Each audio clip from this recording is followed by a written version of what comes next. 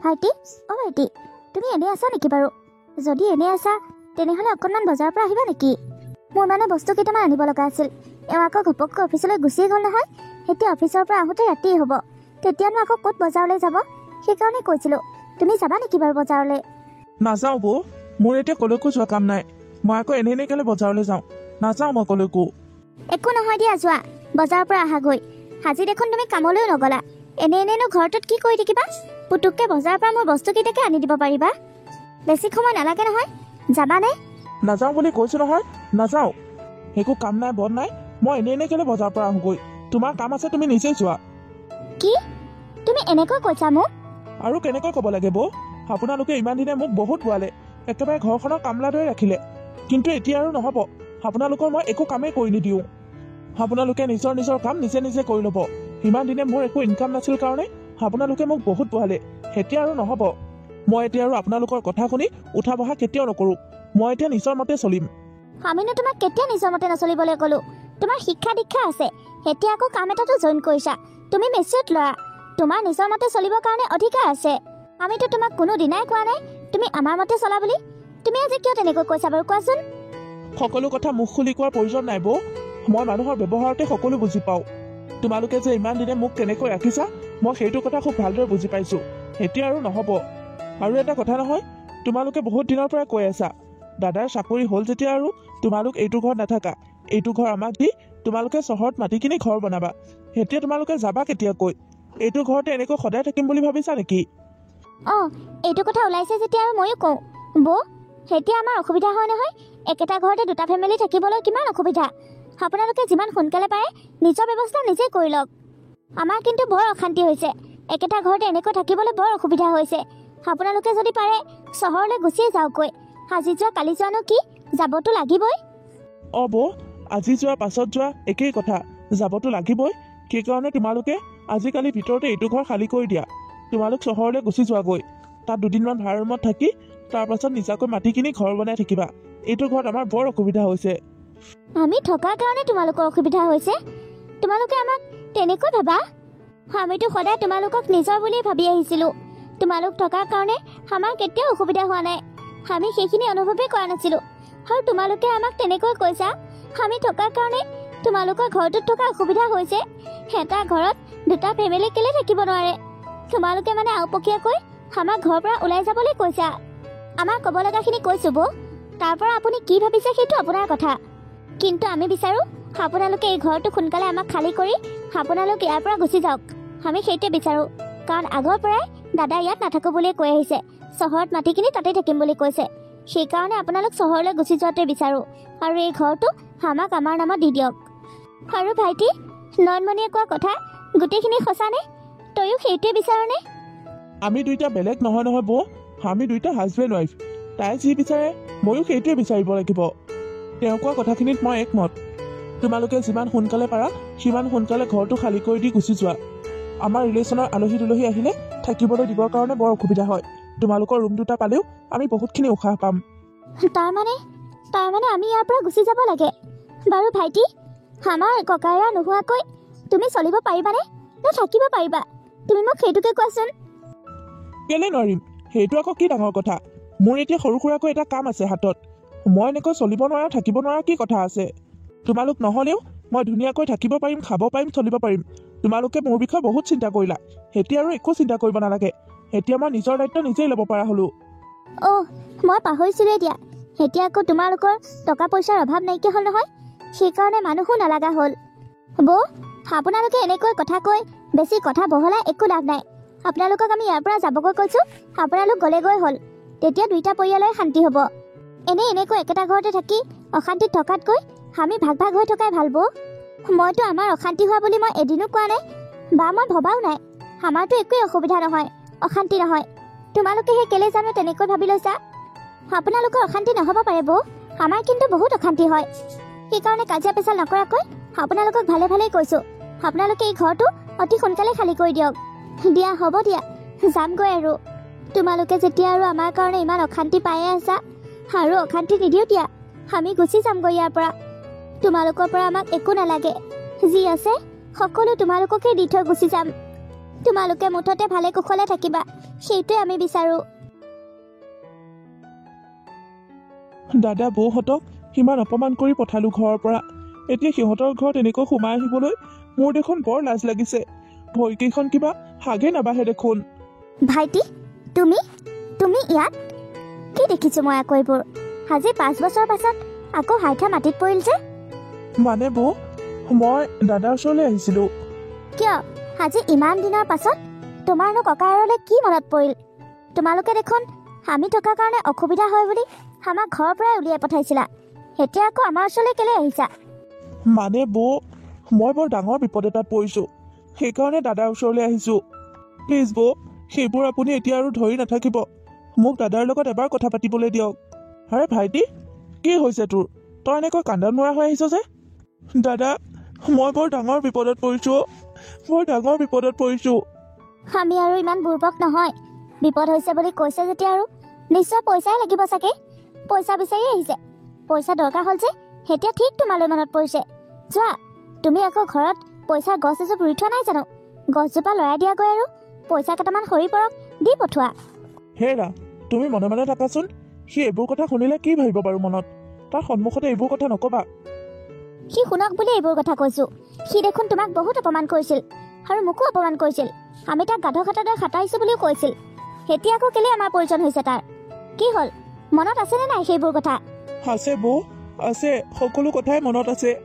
মানে দাদা, মোৰ কামটো বন্ধ হৈ যোৱা আজি 6 মাহ মানেই হ'ল।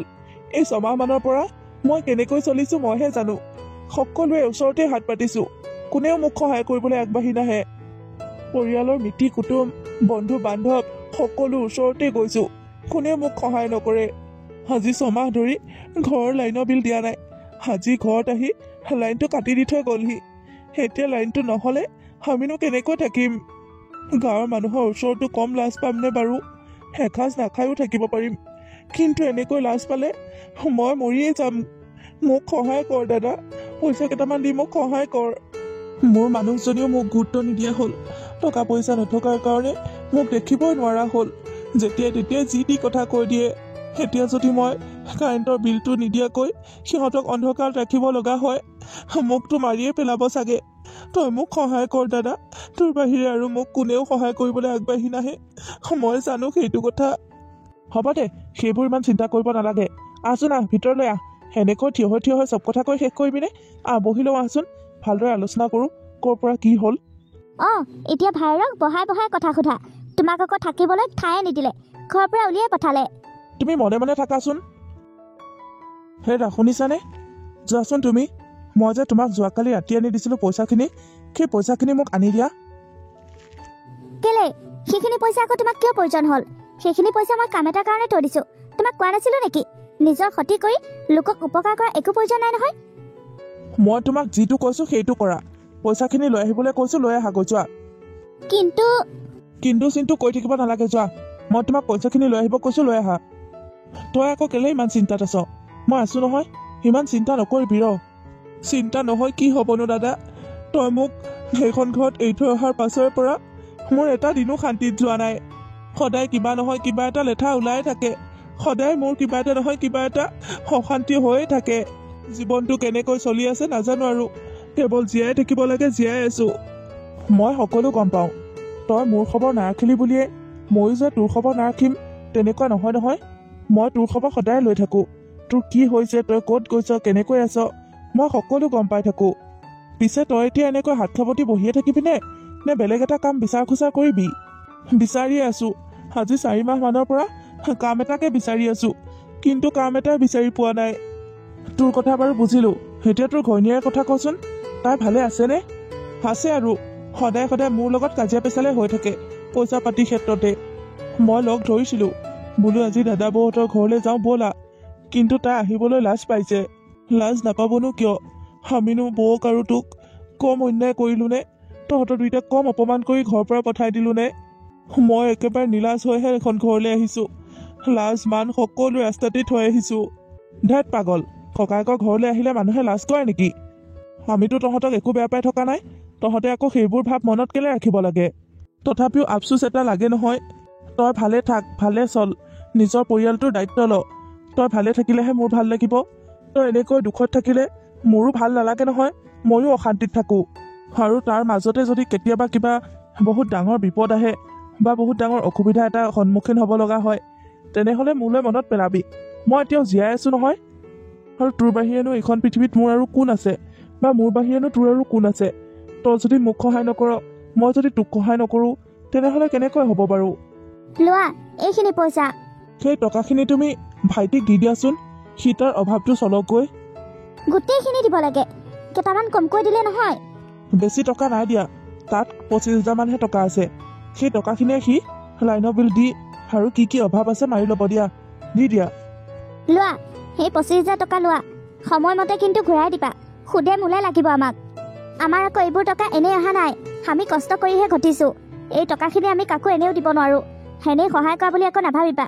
ধাৰলৈ দিছোঁ, সময়মতে যাতে গোটেইখিনি টকা আকৌ ঘূৰাই দিয়েহি। হেৰা, এইবোৰ তুমি তাক কি কথা কৈ আছা? সেইটো জানো মোৰ নিজৰ ভাইটি নহয়নে? নিজৰ ভাইটি হোৱা হয় সেইখিনি কেতিয়াও নকৰিলে হয়। মানুহৰ ভুল হয় আৰু সিও ভুল কৰিছিল। তোমাৰ মোৰো কেতিয়াবা কিবা ভুল হ'ব পাৰে, সেইটো ইমান ডাঙৰ কথা নহয় নহয়। মানুহৰ ভুলবোৰ ধৰি থকাতকৈ ভুলবোৰ ক্ষমা কৰি পাহৰি যাব লাগে আৰু জীৱনত আগুৱাই যাব লাগে। মই তাৰ ককাই, তাৰ বিপদ হৈছে, সি সেইকাৰণে মোৰ ওচৰলৈ আহিছে। মই জানো তাৰ মাক দেউতাকৰ দৰে নহয়। মা দেউতা ঢুকোৱাৰ পাছত সিটো মোক নিজৰ মা দেউতা বুলিয়ে ভাবে, আৰু সেইকাৰণেতো সি মোৰ ওচৰলৈ আহিছে। সি সঁচাকৈ আমাক তেনেকৈ ভবা হয়, সি আমাৰ লগত ইমানখিনি কেতিয়াও নকৰিলে হয়। আৰু তুমি মোক এটা কথা কোৱাচোন, তুমি তাৰ মাক দেউতাকৰ দৰে হৈ কিমান দিনলৈ তাক সহায় কৰি থাকিবা? তাক তুমি এনেকৈ আৰু কিমান দিনলৈ চলাই থাকিবা হা? সি নিজৰ ভৰিত থিয় হ'ব পাৰোঁ বুলি আমাৰ আগত বহুত গৌৰৱ কৰিছিল নহয়, বহুত অহংকাৰ কৰিছিল নহয়। সেইবোৰ গৌৰৱ অহংকাৰ ক'লৈ গ'ল এতিয়া? মাক দেউতাক নোহোৱাৰ পাছত তুমি তাক ইমান সৰুৰ পৰা খুৱাই বোৱাই ওৱাই পিন্ধাই লিখাই পঢ়াই ইমান ডাঙৰ মানুহ কৰিলা। তাক আনকি তুমি বিয়া বাৰু কৰাই দিলা, আৰু তাৰ পাছত সি আমাৰ লগত কি কৰিলে? ঘৈণীয়েকৰ কথা শুনি সি আমাক ঘৰৰ পৰা খেদিলে। সিটো পুৰা সলনি হৈ গ'ল, কিন্তু তুমি সি একেবাৰে থাকিলা। এতিয়া আৰু তুমি এনেকৈ তাক চাই থাকিলে নহ'ব নহয়। সি নিজে নিজে ইনকাম কৰিবলৈ শিকিব লাগে, নিজে নিজে ইনকাম কৰি নিজৰ অভাৱবোৰ পূৰাওক, তেতিয়াহে বুজিব পইচা ঘটোতে কিমান কষ্ট হয়। ভাইটি, মই কিন্তু সঁচা কথা কৈছোঁ, এই পইচাখিনি মোক ঘূৰাই লাগিব। মই কিন্তু এনেই দিয়া নাই, এইখিনি পইচা মই কিবা এটা কাম কৰিম বুলি থৈছিলোঁ। তোমাৰ বিপদটো দেখি ককাইৰাই ৰ'ব নোৱাৰি তাকেই দিছে। এই পইচাখিনি কিন্তু মোক লাগিব, আৰু খুব সোনকালেই লাগিব। হ'ব দিয়ক বৌ, আপোনালোকে একো চিন্তা নকৰিব। মই পইচাখিনি যিমান সোনকালে পাৰোঁ সিমান সোনকালেই ঘূৰাই দিম। আচলতে আমি বহুত লাজ পাইছোঁ বৌ, আপোনালোকক কৰা সেই ব্যৱহাৰৰ কাৰণে আমি বহুত লাজ পাইছোঁ। দাদাৰ ওচৰলৈ নাহোঁ বুলি বহুত ঠাইতে হাত পাতিলোঁ, বহুত মানুহৰ আগতেই অপমানিত হ'লোঁ, কিন্তু কোনেও মোক সহায় কৰিবলৈ আগবাঢ়ি নাহিল। কিন্তু মই ভাবিছিলোঁ দাদাৰ বাহিৰে মোক কোনেও সহায় নকৰে, মোৰ দাদাৰ ওপৰতে শেষ আশা, আৰু সেইকাৰণেই সকলো লাজ মান কাটি কৰি আপোনালোকৰ ওচৰলৈ আহিলোঁ। মই নিজেও নাজানো সেই পইচাখিনি ঘূৰাই দিওঁতে কিমান দিন লাগিব, মই কিমান কষ্ট কৰিব লাগিব, কিন্তু মই বহুত চেষ্টা কৰিম এই পইচাখিনি ঘূৰাই দিবলৈ। মই বহুত কষ্ট কৰিম, বহুত কষ্ট কৰি সেই পইচাখিনি ঘূৰাই দিম। আপুনি একেবাৰে নিশ্চিন্ত থাকক। মইতো চাকৰি এটা বিচাৰিয়ে ফুৰিছোঁ, সৰু সুৰা যিকোনো কাম হ'লেও হ'ব, কিন্তু ক'তো দেখোন একোৱেই নাপাওঁ। চব ফালেই মাথা মাৰি আছোঁ। ভগৱানে মোক এনেকৈ কেলে ৰং চাইছে নাজানো আৰু। চাকৰিৰ পৰা আদি কৰি একেবাৰে হাজিৰা কৰালৈকে সকলো কামেই বিচাৰিছোঁ, কিন্তু এপেনেও লাগিবলৈ পৰা নাই। চব ফালেই কেৱল নিৰাশা আৰু নিৰাশা। মই জানো এদিন সকলো ঠিক হৈ যাব, আৰু সেই দিনটোলৈকে ৰৈ আছোঁ। আপোনাৰ পইচাখিনি মই এনেকৈ গোটাই গোটাই উভতাব নোৱাৰিলেও অলপ অলপকৈ হ'লেও গোটেইখিনি পইচাই ঘূৰাই দিম। আপুনি মুঠতে নিশ্চিন্ত থাকক। হেৰা, সেইবোৰ পইচা পাতিৰ কথা এতিয়া বাদ দিয়াচোন। সি দিম বুলি কৈছে নহয়, যোৱা তাৰ কাৰণে চাহ ভাতৰ কিবা ব্যৱস্থা কৰাগৈ। বেচেৰাটোৱে চাগে একোৱেই খোৱা নাই। মই চাহ আনোগৈ ৰ'বা। নালাগে নালাগে বৌ, দাদা মই একো নাখাওঁ। ৰাতিপুৱা ঠাণ্ডা ভাত কেইটামান খাই আহিছোঁ যে পেটটো একেবাৰে ভৰিয়ে আছে, এতিয়া একো খাবলৈ মন যোৱা নাই। কি, তই ঠাণ্ডা ভাতো খোৱা হলি? আগতে দেখোন একেবাৰে ধোঁৱা ওলাই থকা ভাতহে খাওঁ, আৰু এতিয়া ঠাণ্ডা ভাতো খাই দিয়। এইবোৰ সকলো অভ্যাস দাদা, তেতিয়া আজাদিত খোৱা অভ্যাস আছিল। তোৰ ওপৰত খাইছিলোঁ যে, আৰু এতিয়া নিজে ঘটি খাওঁতেহে গম পাইছোঁ কিমান কষ্ট হয় এসাঁজ ভাতৰ কাৰণে। এতিয়া আৰু খোৱা বোৱাক লৈ ইমান মাথা মাৰি নাথাকোঁ, যেনেকৈ পাওঁ তেনেকৈ খাই দিওঁ। তই কিন্তু সঁচাকৈ বহুত সলনি হলি দেই ভাইটি। হ'বতো লাগিবই, মানুহ সদায় পৰিস্থিতিৰ দাস। বাৰু দাদা, মই এতিয়া গৈ থাকোঁ দে। বৌ, মই গৈ থাকোঁ। যোৱা বাৰু, কিন্তু পইচাৰ কথা মনত ৰাখিবা। হ'ব দিয়ক বৌ, মনত ৰাখিম। মই এতিয়া গৈ থাকোঁ। হ'ব দে, যা তেনেহ'লে। আৰু আমাৰ ঘৰলৈ আহিবলৈ এনেকৈ আফচোচ কৰিব নালাগে। তোৰ যেতিয়া মন যায় তেতিয়াই আহিবি, ঘৈণীয়েৰকো কবি। ঠিক আছে দাদা। হেৰা, তুমিনো কেতিয়াৰ পৰা এনেকুৱা হ'লা হে? তোমাৰ অন্তৰখন ইমান বেয়া হৈ গ'লনে? আগতেতো তুমি মানুহক এনেকৈ টান কথা কেতিয়াও কোৱা নাছিলা, বিশেষকৈ মোৰ ভাইটিক। তাকতো তুমি বহুত মৰম কৰিছিলা, আৰু এতিয়া মানে আজিৰ কথা কৈছো, তুমি তাক ইমান টানকৈ কৈছা। তোমাৰ অকণো বেয়া লগা নাইনে? তোমাৰ মনটো ইমান বেয়া হৈ গ'লনে? তোমাৰ অন্তৰখন ইমান কঠোৰ হৈ গ'লনে? মই কষ্ট কৰি ইনকাম কৰিছোঁ। মোৰ ভাইটি বেয়া সময়ত মই তাক যেনিবা দুটামান পইচা দি সহায় কৰিলোঁ। তাতে মই কি ভুল কৰিলোঁ কোৱাচোন? তুমি তাক কেলে ইমান দুখ লগাকৈ কৈছা বাৰু? মনে মনে থাকাচোন অকণমান। মই তেনেকুৱা আগতো নাছিলোঁ আৰু এতিয়াও নহয়, কিন্তু মই তেনেকুৱা দেখাইছোঁ। তোমাৰ ভাইটিৰ আগত মই তেনেকৈ কৈছোঁ, আৰু পইচাখিনি মই অকণমান টানি ধৰিছোঁ। মই পইচাখিনি তাৰ পৰা উভতাই বিচাৰিছোঁ সঁচা, কিন্তু মই সেইখিনি পইচা কেতিয়াও নাৰাখোঁ। তাক মই আকৌ দি দিম। মানে মই বুজা নাই কি কৈছা। মানে ভাইটিৰ কথা কৈছোঁ। ভাইটিৰ দায়িত্ববোৰ আৰু কিমান দিনলৈ তুমি লৈ থাকিবা? সি নিজৰ দায়িত্ব নিজে ল'ব লাগে নহয়। তাৰ এতিয়া এখন সংসাৰ হ'ল, বিয়া বাৰু কৰালে। সেই ছোৱালীজনীৰ দায়িত্ব তাৰ ওপৰত নাই জানো? সি এতিয়া কষ্ট কৰিব লাগিব, নিজৰ দায়িত্ব ল'ব পাৰিব লাগিব, ঘৈণীয়েকৰ দায়িত্ব ল'ব পাৰিব লাগিব, ঘৰখন চলাব পাৰিব লাগিব। সদায় লোকৰ কাৰণে আশা কৰি থাকিলে নহ'ব নহয়। আমি যদি তাক সদায় সহায় কৰি থাকোঁ, সিনো কিয় কষ্ট কৰিব? সেইবোৰ কথা সি বুজি পাব লাগে। আৰু এটা কথা নহয়, সি বাৰু য'ৰ পৰাই চলি যাব, তোমাৰ পৰা খুজিও সি চলি যাব। কিন্তু তাৰ ঘৈণীয়েকজনী যে আছে, তাৰ অভাৱবোৰ কোনে পূৰাব? তাৰ দায়িত্ব কোনে ল'ব? তাৰ ঘৈণীয়েকৰতো কিছুমান আশা থাকে, কিছুমান সপোন থাকে। মানুহজনৰ লগত ফুৰিবলৈ যাম, শ্বপিং কৰিম, আৰু সেইবোৰত জানো পইচা খৰচ নহ'ব? সেই পইচাবোৰ ক'ৰ পৰা আহিব? সিটো কষ্ট কৰিব লাগিব। আৰু যদি কেতিয়াবা সতি সন্তান হয়, তেতিয়া সেই সন্তানৰ দায়িত্ব কোনে ল'ব? তুমি ল'বা নেকি? সেইকাৰণে সি দায়িত্ব বুজি পাব লাগিব।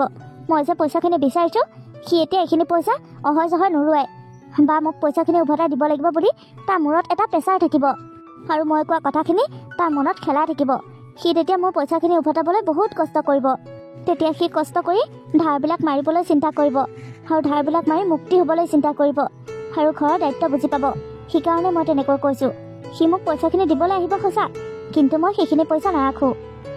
কথাখিনি এতিয়াহে বুজিছোঁ।